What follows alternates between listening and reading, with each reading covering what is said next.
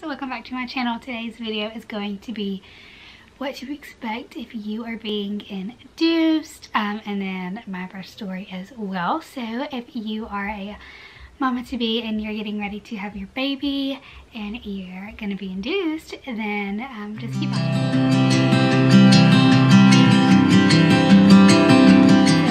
I want to start off by saying every OB, every hospital is different, and they all have their own kind of rules, regulations, and steps they follow with being induced in the induction process. However, probably they're like generally kind of similar.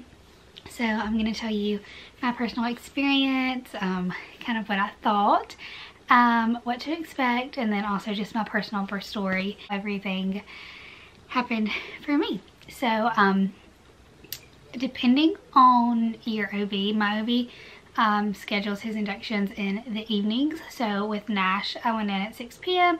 With Emerald, I went in at 7 p.m. So some hospitals, your OB will have you come in like early in the mornings, or you'll come in the evenings. It just kind of varies. I also did not have to call with either births. I did not have to call to check for availability. I know some hospitals you'll have to call like an hour or so before you're supposed to be at the hospital just to verify that there is a bed for you, and sometimes it could get pushed back. My hospital, I didn't have to do that either times. I just showed up when I was scheduled and we were good to go. So like I said, I had to be there at 7 p.m. When you first get there, you're gonna have a bunch of like paperwork, consent forms, things like that that you will have to sign and fill out. After that, they will take you back to labor and delivery, and they will do your weight, your temperature, your vitals, all the kind of basic things like that, and you get changed and you just get in your bed. Depending on, like I said, what time you get there, it may be around shift change, it might not. With Nash, we got there at 6 p.m. So I had a nurse for an hour, and then my new nurse came in. This time, since I was there at 7 p.m., that is when their shift change starts. So I had the same nurse the whole time, and actually I had the same exact nurse that delivered Nash, delivered Emerald, and that was super exciting. I loved that. And I told Casey after we had Emerald and I found out that she was going to be our nurse again, I was like, she has to be our nurse for our third baby. Like, it would just feel weird to have another nurse than her, because she's just been with us through both experiences, and I love her. She's so nice. So I'm hoping when we have baby number 3 that she is our nurse again. But like, can I request that? Be like, I'm gonna be on duty on the night that she's working. But anyways, so she came in, your nurse will come in and do your, I can't remember if she does the IV or if somebody else comes in and does the IV. I think actually somebody else comes in. They'll do your IV and they will draw blood. After that, they will check you to see how far you're dilated, if any at all. Both times I think I was like a 1. So like pretty much 0, might as well be 0. But they check you and then start Pitocin. And I have some notes, like I have kind of like the timeline on my phone, because if not, I know I'll kind of forget how everything went. But so yeah, she checked me, I was like at a 1, and they started Pitocin. After that, they will ask you if you want to get an epidural or not, and this is kind of where like the timeline may vary for you. I wanted one, and my OB orders them. If you choose to have an epidural, he will order the anesthesiologist to come in like right away. So depending on if you don't want an epidural, obviously you would skip this step, or if you want to wait till you're further dilated to see if maybe you want to do natural. If not, then you know things would kind of change a little bit for that. But for me personally, in both times, I wanted one as soon as I could get it. I wasn't having any contractions, nothing like that, but I wanted to go ahead and get it. And like I said, my OB if you choose to get one, he will order it right away for you to get, and they'll come in and do that for you. Before the anesthesiologist came in, I had been on Pitocin for just a little bit, and according to the monitor, I was having contractions about every 5 minutes or so. Couldn't feel them. If I wouldn't have seen them on the screen, I wouldn't have even known. So after the Pitocin starts, we just waited until the anesthesiologist came in, and he came in at, let's see, 9 o'clock. So I had been there for 2 hours, and the anesthesiologist came in to perform the epidural. And there's kind of like a lot of misconceptions of people like wanting to wait to get the epidural because they're afraid that it's gonna like run out. The epidural doesn't run out. That doesn't happen. I don't know why some people think that, but you just keep, they can keep giving you more medicine of it. You know what I'm saying? So what kind of the process of how getting an epidural goes, and if you're fixing to have a baby, do not like Google or YouTube videos of people getting an epidural. Don't do it. You will psych yourself out, because it's one of those things, like, even though like I knew what to expect from getting one with Nash, I was still super nervous about it, just like the thought of getting one. And I was like, oh my god. I remember telling my nurse, I was like, I mean, I don't want to get this, like, I want to get this, but I don't want to do this. And it's just one of those things that you literally psych yourself out for no reason. I had different anesthesiologists both times I got it, and they were both phenomenal. Both were really, really great. When they first come in there, they are gonna kind of go over everything, what to expect, and kind of just calm your nerves if you're nervous about it. They tell you step by step of the process, and then they had me just sit on the edge of the bed, and you just kind of hunch over. My nurse put like the bed table, like the bed tray table, up to me, and I just kind of leaned over that, and you just kind of relax your back, and they kind of start the process. It's literally, I mean, maybe 5 minutes. It probably feels like a long time, but it really doesn't take long at all. And they'll tell you you're gonna feel like a big prick or a big sting, and honestly, it's not bad at all. I promise you, getting your IV in your hand is gonna hurt worse than getting your epidural. So it's like a sting that lasts maybe 3 seconds of that like sting, and it's over with. And then is when they insert, I don't know if it's like a tube or whatever it is that they actually put in your back. They insert that.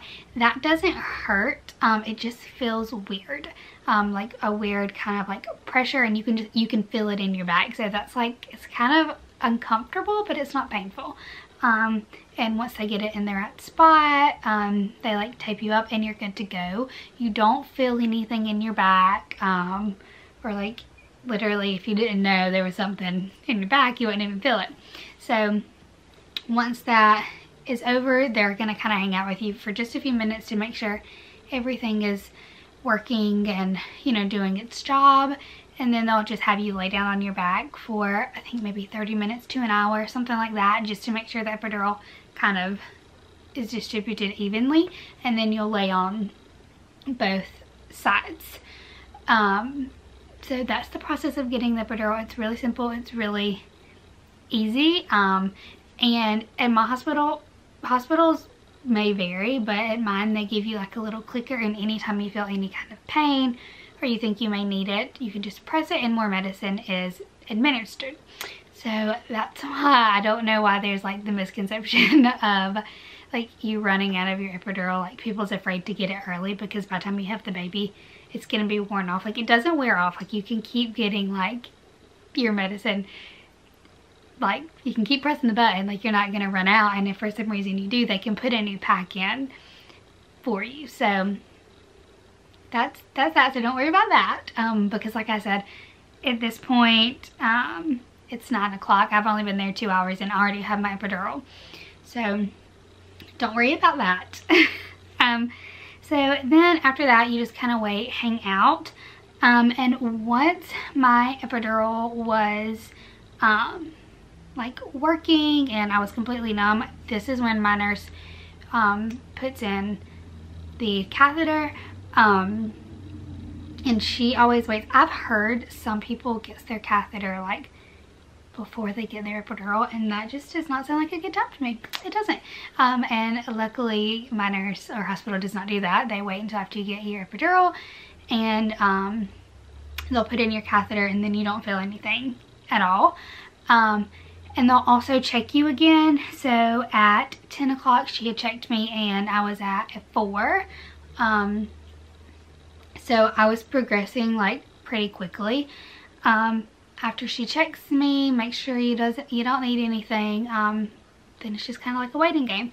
So just kind of chill out, watch TV, eat some ice chips, do whatever you want to do for a little bit. And then at 11 o'clock, that is when my OB came in to check on me, and they did a quick ultrasound just to make sure the baby was positioned correctly, and she was. And then he checked to see how far I was dilated, and at that point I was 7 centimeters. So I went from 4 to 7 centimeters in an hour, and then he broke my water. Breaking your water, like I said, I had the epidural, so literally you don't feel anything, maybe some pressure, and that's that. So after he broke my water, depending on like how far dilated you are, I know when they broke my water with Nash, I think I was like at a 4. And with her, like I said, I was a 7, and he said, you know, I'm just gonna hang around, I'm not gonna leave because you're gonna have this baby soon. So I was like, oh my gosh, okay. So at that point I was like, oh my god, I'm literally gonna have her so much faster than I had Nash. And they came back in, and she checked me. My nurse came back in at 12 and checked me, and I was 9 centimeters.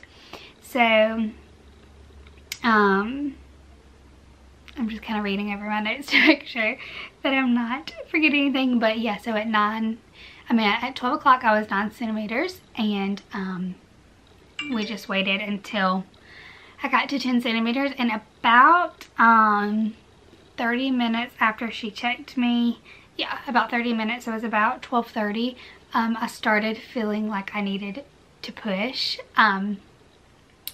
Actually, I forgot something. Prior to that, my blood pressure did drop.